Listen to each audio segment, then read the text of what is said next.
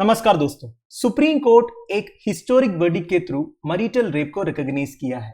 वैसे देखा जाएगा तो सुप्रीम कोर्ट में मैरिटल रेप से रिगार्डिंग ऑलरेडी एक केस पेंडिंग है, पर अब ये जो वर्डिक्ट आया है दोस्तों, बेसिकली ये अबॉर्शन से रिलेटेड है, पर इसमें सुप्रीम कोर्ट ने मैरिटल रेप को भी एज ए रेप रिकॉग्नाइज किया है।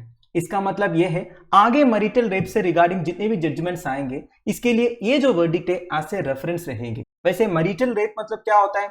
एक हस्बैंड अपनी वाइफ के कंसेंट के बिना जब सेक्सुअल इंटरकोर्स में इन्वॉल्व होता है, उसे मैरिटल रेप आप बोल सकते हैं। नाउ इसके साथ साथ सुप्रीम कोर्ट ने यह भी बोला है ऑल वीमेन मैरिड और unmarried entitled to safe and legal abortion. इधर basically medical termination of pregnancy act of 1971 को रेफर किया जा रहा है दोस्तों। इस एक्ट के कुछ अमेंडेड रूल्स को सेंट्रल गवर्नमेंट ने नोटिफाई किया था 2003 में। उन रूल्स के एक सेक्शन में लिखा है दोस्तों, केवल शादीशुदा औरतों के पास ये राइट है अबॉर्शन करवाने का, वो भी 20 हफ्ते के अंदर।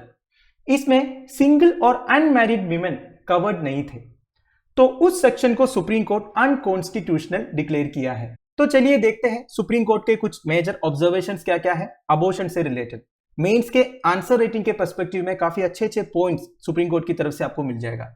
आगे जाने से पहले मैं आपको दो वीडियो सजेस्ट करूंगा। One is what Indian laws says about abortion. Indian abortion laws से रिगार्डिंग डिटेल्ड एक्सप्लेनेशन इस वीडियो में है, जैसे कि medical termination of pregnancy act 1971 के बारे में, प्रोसीजर्स के बारे में, ठीक है। सेकंड, रिसेंटली हर्षित शाह ने अपलोड किया था can't let you kill your child says Delhi high court to a 24 weeks unmarried pregnant women. देखिए, करीब 2 महीने पहले एक अनमैरिड प्रेग्नेंट वीमेन जो 24 वीक्स 5 डेज प्रेग्नेंट थी, वो दिल्ली हाई कोर्ट अप्रोच की थी। वो अपनी प्रेगनेंसी को अबॉर्ट करना चाहती थी, बट दिल्ली हाई कोर्ट ने यह परमिट नहीं किया था। बाद में सुप्रीम कोर्ट ने परमिट किया था जुलाई 21 को।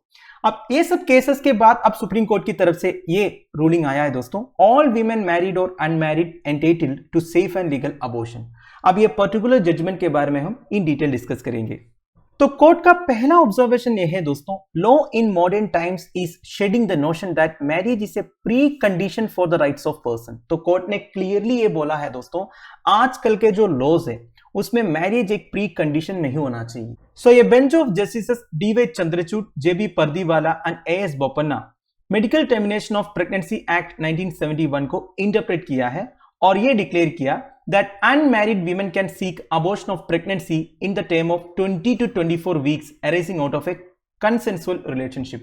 एक consensual relationship के थ्रू अगर एक लेडी प्रेग्नेंट हो जाती है तो उनके पास ये राइट होंगे 20 to 24 वीक्स के अंदर वो प्रेगनेंसी अबॉर्ट करने का। कोर्ट ने यह भी बोला है एक सिंगल अनमैरिड वुमन जो एक लिव इन रिलेशनशिप में रह रही है, उनको medical termination of pregnancy rule से एक्सक्लूड करना अनकॉन्स्टिट्यूशनल है। कोर्ट ने यह ऑब्जर्व किया है artificial distinction between married and unmarried women sustainable नहीं है। वीमेन के पास ऑटोनॉमी होनी चाहिए राइट्स को फ्रीली एक्सरसाइज करने का।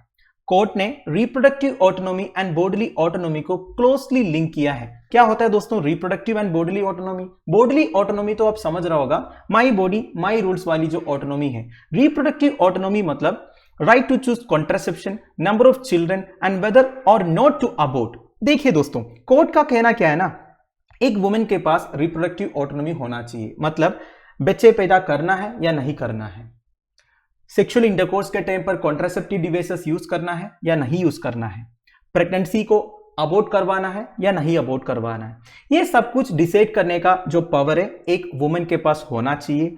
और उनके डिसीजंस के ऊपर किसी भी तरह का सोशल फैक्टर्स का इन्फ्लुएंस भी नहीं होना चाहिए।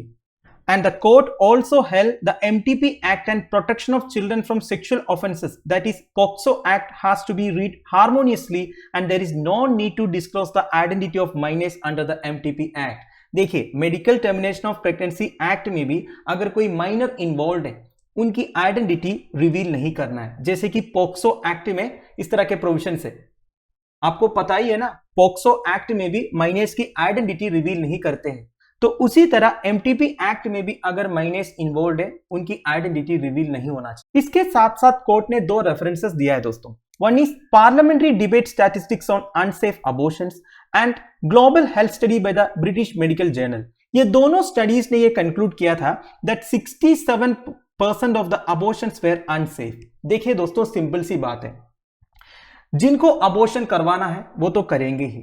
अगर आप एक पर्टिकुलर ग्रुप का, basically single and unmarried women का अबॉर्शन राइट्स को या फिर एक्सेस को डिने करेंगे तो ऑब्वियस ही बात है वो अनसेफ अबॉर्शन मेथड्स चूज करेंगे, जिसमें मेडिकल कॉम्प्लिकेशंस हो सकता है, इवन डेथ भी हो सकता है। इसलिए अच्छा है ये जो ग्रुप है सिंगल एंड अनमैरिड, इनको भी इंक्लूड करो, इनके राइट्स को भी इंश्योर करो।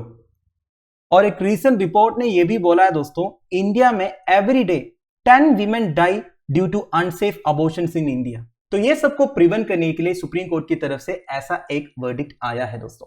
तो कुल मिला के आप समझ गए ना दोस्तों, the medical termination of pregnancy act 1971 and it's rules 2003 prohibit unmarried women who are between 20 weeks and 24 weeks pregnant to terminate the pregnancy।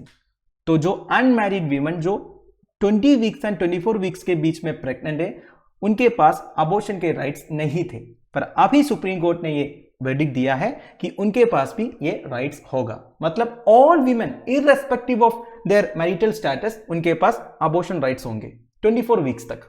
इसके साथ साथ medical termination of pregnancy amendment act 2021 के बारे में भी बताना होगा। वैसे एमटीपी एक्ट इनैक्ट हुआ था 1971 में, 50 साल बाद कुछ नए प्रोविजंस इंक्लूड किए गए, that is MTP amendment act 2021। देखिए दोस्तों, एमटीपी एक्ट 1971 के हिसाब से ओनली मैरिड वीमेन के लिए एप्लीकेबल था, पर एमटीपी अमेंडमेंट एक्ट 2021 में अनमैरिड वीमेन को भी कवर किया हुआ है। गेस्टेशनल एज लिमिट देखिए दोस्तों, 20 वीक्स फॉर ऑल इंडिकेशन। मतलब एमटीपी एक्ट 1971 के हिसाब से कोई भी वुमन 20 वीक्स के अंडर अबॉर्शन करवा सकते हैं, पर एमटीपी अमेंडमेंट एक्ट 2021 में इस 20 वीक को 24 वीक्स तक का एक्सटेंशन दिया, only in special cases. Special cases कौन कौन सा है? बेसिकली रेप सर्वाइवर्स के लिए दोस्तों, समझ गए ना, रेप सर्वाइवर्स जब प्रेग्नेंट होता है उनको 24 वीक्स तक का टाइम दिया गया। 24 वीक्स के बाद भी अबॉर्शन करवाने का ऑप्शन है दोस्तों, पर तब कुछ सब्सटैंशियल फीटल एब्नॉर्मलिटीज होना चाहिए, जैसे कि बच्चा अगर ठीक नहीं है, उस केस में एक रजिस्टर्ड मेडिकल प्रैक्टिशनर का रिकमेंडेशन चाहिए, तब जाके अबॉर्शन करवा सकते हैं। ठीक है ना। वैसे 20 वीक्स के अंदर अगर किसी को अबॉर्शन करवाना है तो 1 रजिस्टर्ड मेडिकल प्रैक्टिशनर का ओपिनियन चाहिए। अगर 20 टू 24 वीक्स के अंदर किसी को अबॉर्शन करवाना है तो 2 रजिस्टर्ड मेडिकल प्रैक्टिशनर्स का ओपिनियन चाहिए। अगर 24 वीक्स के बाद किसी को अबॉर्शन करवाना है, जैसे कि मैंने आपको पहले बताया सब्सटैंशियल फीटल एब्नॉर्मलिटीज होने की वजह से, तब एक मेडिकल बोर्ड बैठेगा, उनका अप्रूवल की जरूरत है।